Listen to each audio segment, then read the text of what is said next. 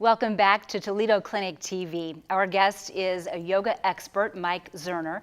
And something that we've talked about when it comes to health is physical and mental and spiritual. And that's something that you are really good at, combining all three. Well, I appreciate that. I try my best, Heather.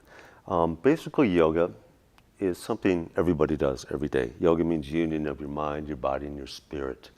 And every pose is called an asana. In its definition, you want to be stable and comfortable. The reason I say people do this every day, Heather, is when you wake up in the morning, you stretch. When you're hugging your babies, you're in the moment. When you're laughing, you're in the moment. When you're singing a song, you're in the moment. That is pure yoga. Yoga is the oldest form of stretching to humankind. And if you look at your body is basically a ball and socket anatomy. You look at your shoulders, vertebrae, knees, all these sockets, and they're made to get fluid into these sockets, Heather, so you can have a quality of life that is conducive to being pain-free and feeling good. That's why you see dogs when they wake up, or every second, they're doing upward dog and downward dog. Cats, same thing. And they're always in the moment. As we talked off camera, you know, ancient yogis tell us this: the body is a past, and whatever you did years ago, it's gone. Now, I always ask my students if they can give me the lottery numbers for next week, and for some reason they never can, so alas, I'm still a yoga teacher. So we say the mind is the future, and the future is someday, and someday is only a promise. So the greatest gift given to us is a connection between body, past, and mind, future, is the present. That's why it's a gift.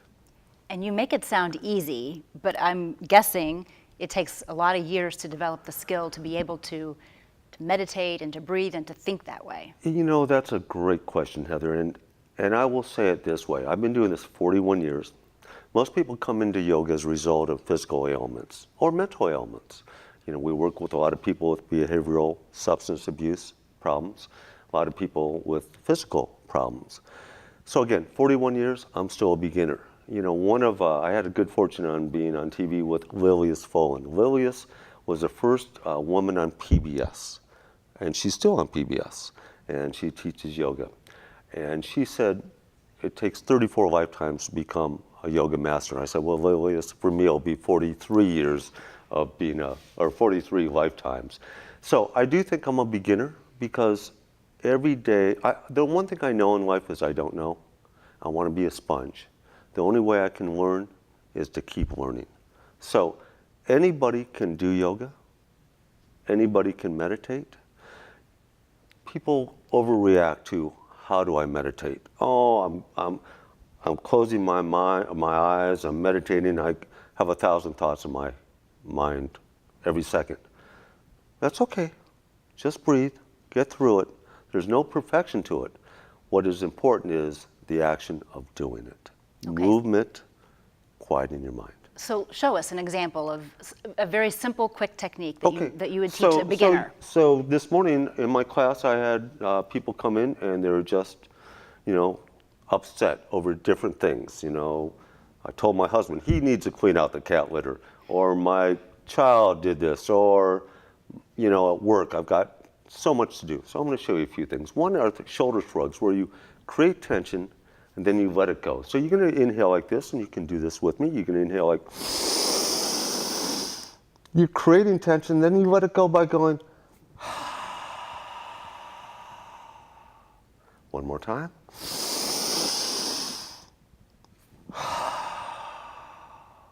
Then the other thing you can do, I often joke, people, when they're walking around like this saying, I have no tension in my life, you need to release, right? Be in the moment. So what we do when we meditate is we just, there's several mudras, and this is called Gyan Mudra, Mudra of knowledge. I'll just rest my hands here, I'll close my eyes. And you're just gonna breathe in and out through your nostrils. And in yoga, we talk about observing the cool air in as you inhale, observing the warm air out as you exhale.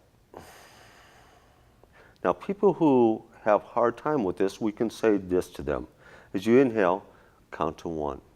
As you exhale, count to 2. Get up to 10. Repeat. That way, you're focusing on something versus, oh my goodness, I forgot to call Julie today. oh, and I've got to do the laundry, and then I've got to go and wash my car. So you count to 1, inhale, count to 2, exhale, get to 10, and just relax. At the end of every yoga class, as your daughter knows, or as Denise's daughter knows, who's a yoga teacher, it's something called Shavasana. It's actually the hardest pose in yoga. We take you through a body massage without the hands on. But if you're a type A person, you're going, are you kidding me? Get me out of this pose. So we say, relax your big toes, second toes, third toes. We walk you up all the way to the crown of your head. To the point where by the time you get to the crown of your head, even if you're a type A person, you're either asleep or relaxed. And this crazy, hectic world, with social media, multitasking, right? They say we have 65,000 thoughts in our mind a day. And if you guys are like me, which I know you are, 64,998 of these thoughts are redundant and silly to boot. Live in the moment. Be like animals. Be like your little children. Unconditional love. Just unconditional love. You can only breathe one breath at a time. You've heard the old line, the journey of 1,000 steps begins with one step. And we can't go into post-production till we're done with our interview, correct? Right. So yoga is about being in this moment, taking care of yourself. When you're on an airplane, as Denise just came back from California on an airplane, the flight attendant, he or she will say when they're doing their tutorial, when their oxygen mask comes down, who's the first person they ask you to put it on? You should do yourself first. And why? Right. So that you can help others.